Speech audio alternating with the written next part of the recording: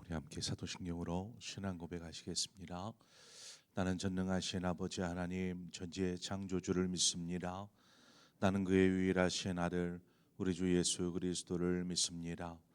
그는 성령으로 잉태되어 동정녀 마리아에게서 나시고 본디오 빌라도에게 고난을 받아 십자가에 못 박혀 죽으시고 장사된 지 사흘 만에 죽은 자 가운데서 다시 살아나셨으며 하늘에 오르시어 전능하신 아버지 하나님 우편에 앉아 계시다가 거기로부터 살아있는 자와 죽은 자를 심판하러 오십니다. 나는 성령을 믿으며 거룩한 공교회와 성도의 교제와 죄를 용서받는 것과 몸의 부활과 영생을 믿습니다. 아멘. 우리 함께 찬송가 382장 너 근심 걱정 말아라. 우리 함께 찬송하도록 하겠습니다. 찬송가 382장입니다. 382장.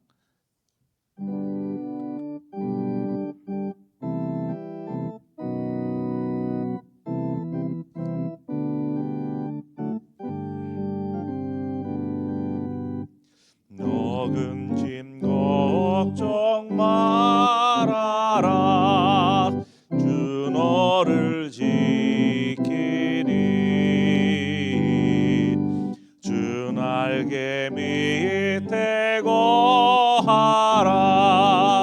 주 너를 지키리. 주 너를 지키리.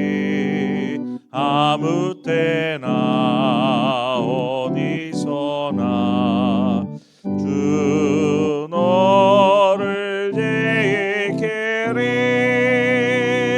늘 지켜주시리.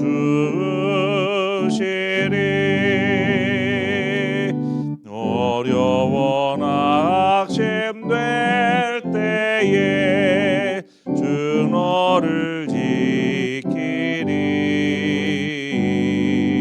위험한 일을 당할 때 주 너를 지키리. 주 너를 지키리. 아무 때나 어디서나 주 너를 지키리. 늘 지켜주시리. 너을 미리 아시고 주 너를 지키리. 구하는 것을 주시며 주 너를 지키리. 주 너를 지키리. 아무 때나 어디서나 주 너를 지키리. 늘 지켜주시리.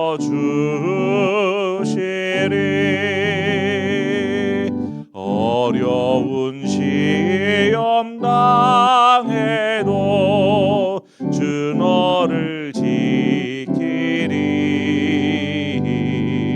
구주의 품에 거하라. 주 너를 지키리.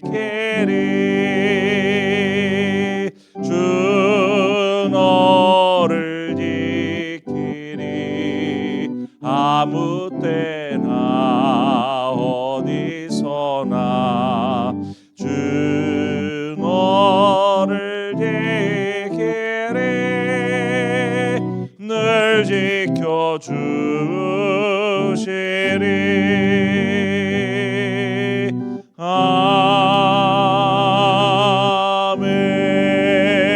아멘. 하나님 말씀 보겠습니다. 역대상 5장 1절에서 10절의 말씀입니다. 역대상 5장 1절에서 10절의 말씀을 우리 한 절씩 교독해서 보도록 하겠습니다. 이스라엘의 장자 르우벤의 아들들은 이러하니라. 르우벤은 장자라도 그의 아버지의 침상을 더럽혔으므로 장자의 명분이 이스라엘의 아들 요셉의 자손에게로 돌아가서 족보에 장자의 명문대로 기록되지 못하였느니라.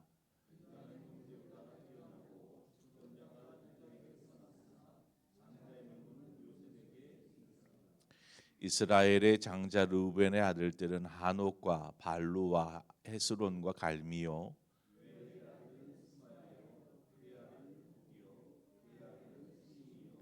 그의 아들은 미가요. 그의 아들은 르아야요. 그의 아들은 바알이요.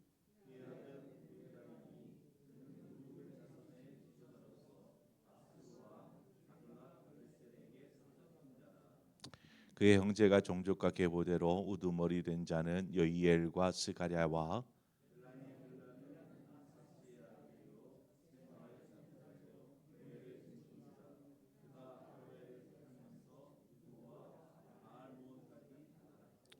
또 동으로 가서 거주하면서 유브라데 강에서부터 광야 지경까지 다다랐으니 이는 길르아 땅에서 그 가축이 번식함이라.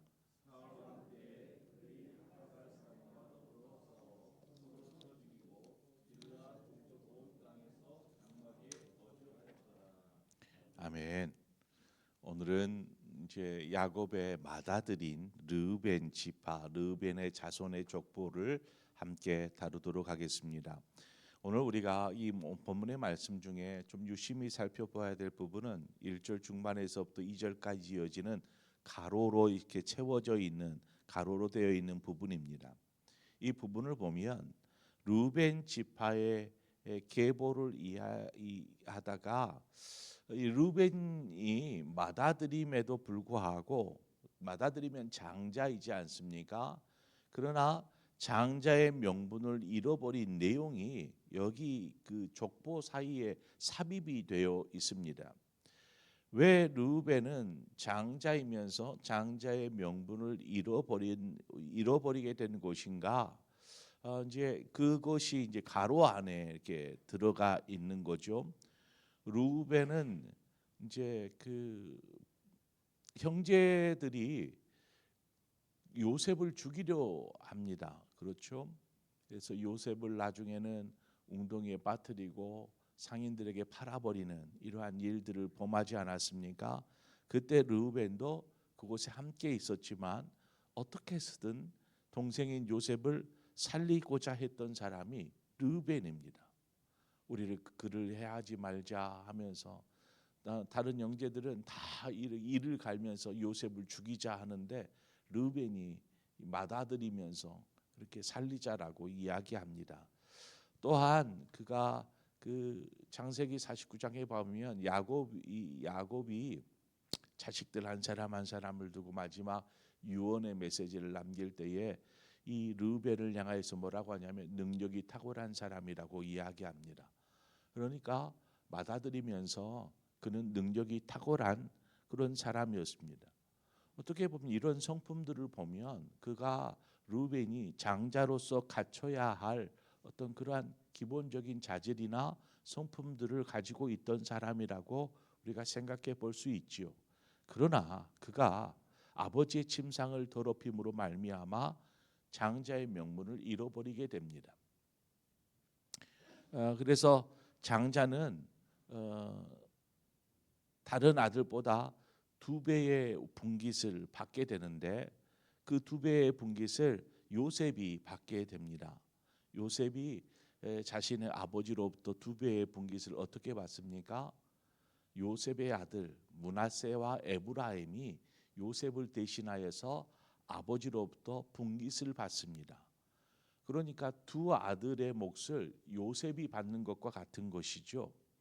그러니까 그래서 요셉이 장자의 명분을 받았다 이렇게 이야기하는 것입니다.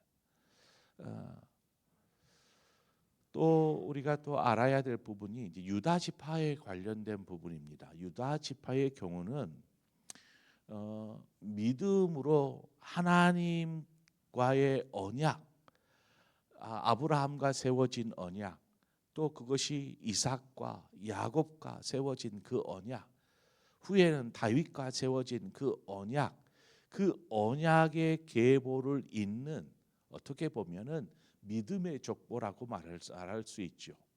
계속 아브라함 때부터 계속 흘러내려오는 이 믿음의 족보가 누구를 통해서 흘러가냐면 이 유다 지파를 통해서 흘러갑니다. 그래서 유다 지파를 믿음의 계보를 이은 지파, 그래서 그 유다 지파의 계보 가운데서 메시아가 나오게 되지요. 이처럼 유다 지파는 믿음의 족보, 믿음의 계보를 잇는 지파라고 하면, 요셉 지파는 장자의 명분을 얻은 지파, 이렇게 이야기할 수 있습니다. 어떻게 보면은 이제 이 모든 것을 누렸어야 할 지파는 르벤, 맏아들이었던 르벤이었습니다. 그러나 그가 장자의 권리도 잃어버리고 믿음의 어떤 족보도 잊지 못하는 그런 지파로 전락합니다. 참 안타깝죠. 르우벤의 그 한 번의 실수가 이와 같은 결과들을 가져옵니다. 반면에 르우벤이 누렸어야 할 그 권리와 그 축복이 요셉과 또 유다 자손, 유다 지파에게로 흘러가는 것을 우리가 보게 되는데, 그럴 수밖에 없었던 이유들을 우리는 너무나 잘 알지 않습니까? 요셉이 어떤 삶을 살았습니까? 형들에게 이렇게 버림받아서 보디발의 집에 노예로 팔리고 옥에 갇히는 죄수의 신세가 되고, 뭐 여러 가지 그냥 정말 처참한 또그 어려운 시기들을 지나면서, 그럼에도 불구하고 하나님이 요셉과 함께 하셨고, 그 말은 무엇입니까?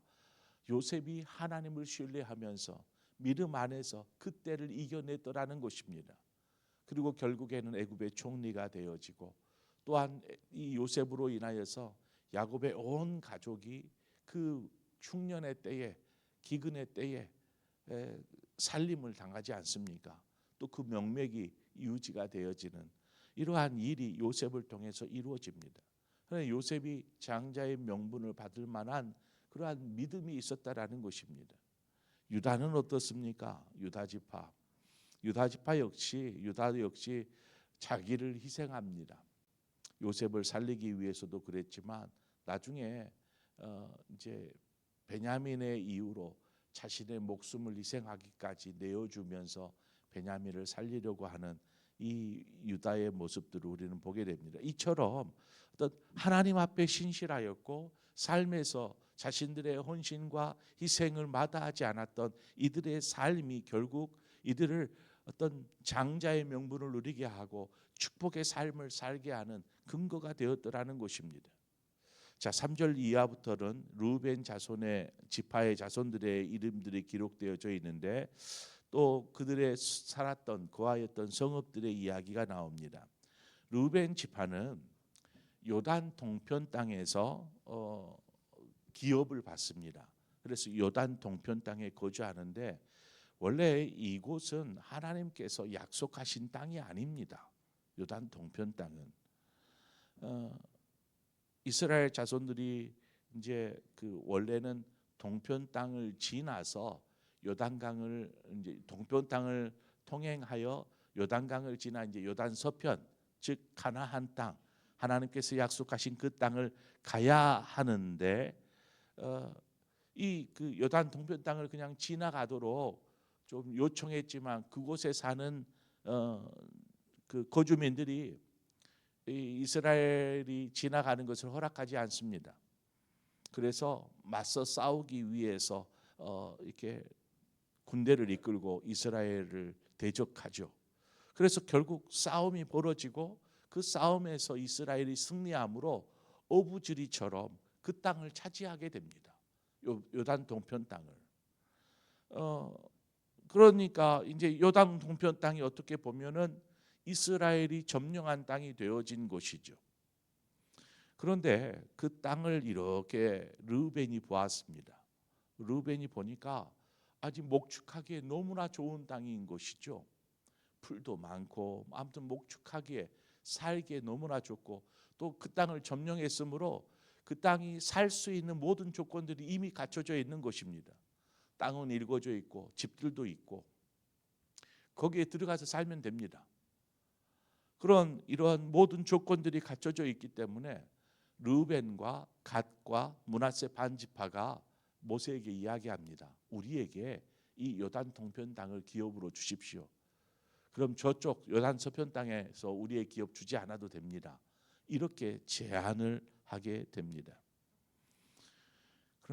이러한 그 르우벤 갓 므낫세 반지파의 요청에 하나님께서 그 땅을 기업으로 주어라 허락을 하시죠. 왜 하나님께서 약속의 땅인 요단 이 서편 땅이 아니라 이 요단 동편 땅을 이들에게 기업으로 분배하였던 것일까요? 좀 더 자세히 살펴보면 그렇습니다. 하나님께서 아브라함과 맺었던 언약, 내가 내게 지시할 땅으로 가라 한 그 땅은 요단 서편 땅입니다. 그곳이 가나안 땅이죠. 우리가 장례식 때 부르는 노래가 있습니다. 요단강 건너가 만나리, 이 찬양 하지 않아요? 요단강 건너가 만나리. 이 무슨 말이냐 하면 이 땅에서 지나 하나님의 나라에 가서 우리가 그 믿음의 선배들을 만나는 것입니다. 먼저 하나님의 부름을 받은 영혼들을 만나게 되는 그 경계선이 뭐냐면 요단강이다라는 것이죠. 그러니까 요단강은 찬송에서와 같이 우리가 생각하는 요단강은 이 땅에서의 삶과 천국에서의 삶의 경계선이 이 요단강이 되어주는 것입니다. 그래서 요단강을 건너가서 천국에서 주님을 우리의 선배들을 만나겠다라는 이 찬양의 노래인 것이죠. 이와 같이 지금 이 이스라엘 지형에서의 요단강은 요단 동편과 요단 서편을 나누는 것으로서 약속의 땅과 약속의 땅이 아닌 광야, 이것들을 구분하는 경계선이 되었습니다. 하나님께서 이게 어디서 찾아볼 수 있냐면 하나님께서 여호수아에게 이제 모세가 죽고 여호수아가 대신 이제 지도자로서의 바톤을 이어받아서 이스라엘을 이끌게 되는데 하나님께서 여호수아에게 뭐를 말씀하시냐면 여호수아 1장 2절에 이제 너는 이 모든 백성과 더불어 일어나 이 요단을 건너 내가 그들 곧 이스라엘 자손에게 주는 그 땅으로 가라, 이렇게 말씀하십니다. 그러니까 하나님에게 있어서 요단 동편 땅은 약속의 땅이 아닌 거죠. 분명하게 요단을 지나 요단 서편 땅, 너희들에게 약속한 그 땅으로 가라, 이렇게 말씀하십니다. 이 구절을 보면 우리가 명확하게 알 수 있어요. 요단 동편 땅이 아니라 요단강을 지나 서편 땅이 약속의 땅인 것이죠.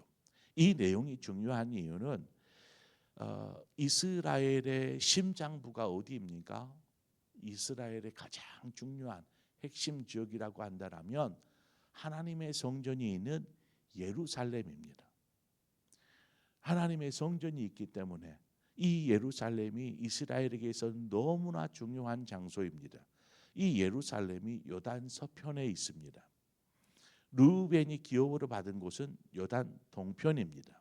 이게 무슨 차이냐? 좀 이해하기 쉽게 얘기하면은 이렇습니다. 우리가 서울이지만 서울을 그런 게 한강이지 않습니까? 한강이 가로지르는데 한강의 남쪽 강남과 한강의 북쪽인 강북의 차이 여러분 느껴지십니까? 강남과 강북의 차이 분명히 있죠. 분명히 있습니다. 바로 그와 같습니다. 요단 동편과 요단 서편의 차이가 바로 강남과 강북의 차이와 같은 그러한 차이가 있습니다. 그래서 이제 나중에는 요단 동편에 있다 보니까 예루살렘으로부터 그만큼 거리가 먼 것입니다. 또 이렇게 멀리 있다 보니까 다른 이방 민족들과는 가까이 있게 되는 것이죠. 특히나 르우벤은 요단 동편 땅에서도 저 위쪽에 자리하고 제 맨 위쪽에 자리하고 있었습니다. 그러다 보니까 그 위에 있는 이방인들과 접촉이 자주 일어날 수밖에 없었고 가까이 지낼 수밖에 없었더라는 것이죠. 예루살렘으로부터는 멀어져 있고 이방인들과는 가까이 있다. 그러면 대략 유추가 되지 않습니까? 이들이 처음에 이제 그 땅을 기업으로 받고 요단 서표 땅을 다 점령할 때까지 맨 앞에서 싸우겠다라고 이야기합니다. 그리고 이제 요단 서표 땅이 대략 정리가 되자 이제 동편 땅으로 돌아가겠습니다 하고 요수아에게 이야기하고 돌아가면서도 이들이 호기롭게 이야기합니다. 뭐라고 하냐면 이 세 지파가 돌아가면서 큰 제단을 하나 쌓죠. 증거의 제단을 세웁니다. 우리도 역시 이스라엘 민족이다, 하나님의 선택받은 백성이다라는 증거로 삼기 위해서 커다란 증거의 제단을 만듭니다. 이처럼 처음에는 하나님의 백성으로서 우리는 살 것입니다 결단하지만 차츰 시간이 지나니까 이방인과의 접촉들은 더 늘어나고 예루살렘 성전과의 접으로부터는 점점점 멀어지는 현상들이 일어나는 것입니다. 그러다 보니까 하나님의 보호에서는 멀어지고 하나님의 보호에서 멀어지니까 나중에는 이방인들에 의해서 맨 먼저 이 12지파 가운데 르우벤이 이방인들에 의해서 그냥 사라져 버립니다. 점령당해서 그냥 이름도 없이 그냥 조용히 사라져 버리는 지파, 이 르우벤 지파였습니다. 오늘 본문을 보면은요, 르우벤 자손들이 처음에는요 굉장히 매우 넓은 지역에서 흩어져 살았습니다. 이는 이렇게 그냥 흩어졌다라는 것이 그냥 막 흩어진 것이 아니고 막 이 지역으로 막 계속 번성해 갔던 것입니다. 이처럼 매우 번성하였다라는 것을 알 수 있지만 결국 그들이 하나님의 은혜에서 하나님에게로부터 멀어지고 세상을 향하면서부터 점점 이들이 쇠락하기 시작하고 급기야 역사 속에서 조용히 사라져 버립니다. 이 르우벤 자손을 보면, 지파를 보면 우리가 신약에 나오는 것처럼 먼저 된 자가 나중 된다라는 말이 있지 않습니까? 그것처럼 우리가 항상 믿음 안에, 신앙 안에 그래도 하나님께서 이 르우벤에게 축복을 하여 주십니다. 그래서 그들의 간청을 들어주셨고 그들이 정말 보기에 너무나 좋은 목초지를 얻어서 기업으로 누렸습니다. 그럼에도 하나님의 은혜 안에 머물지 못하고 점점 은혜에서 멀어지고 세상과 가까워짐으로 인하여서 결국 버림받는, 그래서 그냥 조용히 사라지는 그러한 기업이 되어지지 않습니까? 그러므로 우리가 하나님 안에서 어떤 신앙생활을 해야 되는가, 이 르우벤 지파를 통해서 보게 됩니다. 하나님 은혜 안에 거하는 사람, 그 은혜를 알면서도 그래 차츰 점점 멀어지는 사람들이 있습니다. 은혜를 받았어요, 감격해요. 그런데 어느 순간 보면 신앙에서 멀찍이 떨어져 있는 경우를 보게 됩니다. 우리가 늘 언제나 은혜를 안다라면 하나님 앞으로 한 걸음씩 더 가까이 나아가야 할 줄 믿습니다. 그 은혜 안에 거할 때에 하나님의 보호하심, 그래서 요셉처럼 유다처럼 아름다운 그 하나님의 은혜와 축복을 누리는 삶을 살게 될 줄 믿습니다. 그런 저와 여러분의 삶, 또 여러분의 가정, 가문이 되어지기를 주님의 이름으로 축원드립니다. 우리 함께 기도하겠습니다. 좋으신 하나님, 은혜를 감사합니다. 하나님, 오늘 이 새벽에 또 하나님의 르우벤 자손을 통해서 우리에게 하신 말씀들을 우리가 다 곰곰이 생각하고 묵상해 봅니다. 하나님, 많은 은혜를 누렸지만 은혜를 잃어버렸을 때에는 어떻게 되는지 하나님, 르우벤 자손이 우리에게 귀한 교훈을 가져다 줍니다. 우리가 늘 언제나 은혜 안에 거하기 위해서라도 하나님께로 한 걸음씩 더 가까이 나가게 하여 주옵소서. 하나님, 우리가 가만히 있으면 우리도 모르게 세상의 것들을 쫓아가게 되고 세상의 것에 휩쓸려 살게 되는데, 하나님, 우리가 늘 깨어 있게 하시고 은혜 안에서 하나님 늘 기도하는 하나님의 사람들로 서게 하셔서, 하나님, 이처럼 믿음 안에 서는 사람들이 요셉 지파처럼 또한 유다 지파처럼 하나님의 놀라운 은혜와 축복들을 이어갈 수 있는 그런 복된 지파가 되는 것처럼, 우리의 가정이, 우리의 가문이 하나님의 영광을 누리는 그러한 가문 되게 하여 주옵소서. 예수님의 이름으로 기도합니다. 아멘. 이 시간 우리 함께 말씀을 생각하면서, 하나님, 우리가 믿음의 족보를 이어가게 하여 주옵소서. 하나님의 축복을 받는 가정이 되게 하여 주옵소서. 그러기 위해서 늘 깨어 있게 하시고 하나님 안에 더 가까이 나가기 힘쓰는 우리의 신앙이 삶이 되게 하여 주옵소서. 이것들을 위해서 우리 함께 기도하고, 또 이 시간 우리 함께 기도할 때에 우리 환우들을 위해서 기도하기를 원합니다. 우리 환우들이 건강을 회복하고, 또 환절기에 많은 우리 어르신들이 또 감기 또 몸살에 힘겨워하는데, 하나님, 우리 어르신들 강건하게 또 이때를 날 수 있도록 도와주옵소서. 특별히 항암 치료하면서 여러 가지 질병으로 고통 속에 있는 성도들도 있습니다. 하나님께서 저들을 지켜주시기를 위해서 우리가 함께 기도하고, 우리 수험생들을 위해서도 여러분 함께 기도해 주시기를 바랍니다. 그리고 여러분 각자의 기도의 점으로 기도하시다 자유롭게 돌아가시겠습니다. 함께 기도하겠습니다. 참 좋으신 하나님 아버지, 은혜와 사랑을 감사합니다.